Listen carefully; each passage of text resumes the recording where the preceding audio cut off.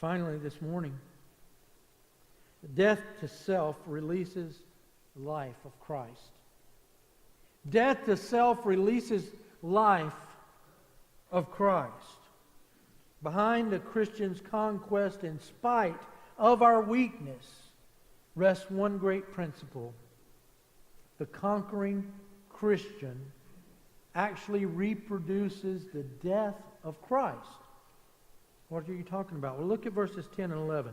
The first part of each of these verses, Paul says, always carrying about in the body the dying of the Lord Jesus Christ. And then down in verse 11, for we who live are always delivered to death for Jesus' sake. So like Daniel, who was thrown into the lion's den, Paul was constantly on the edge of death for the sake of Christ. He was constantly just on the brink.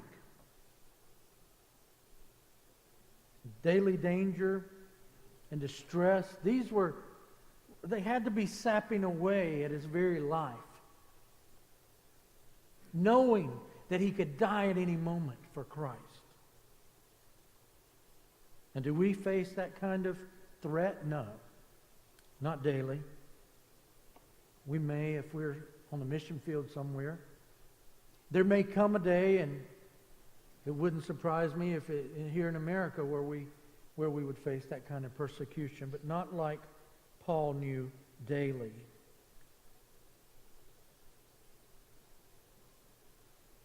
But we must face death daily in the sense of our own egos. Think about it. We must die to self.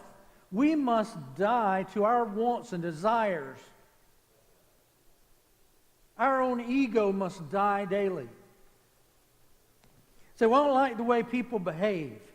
I don't like the way these Christians behave. It's not my job to like or not like the way other Christians behave.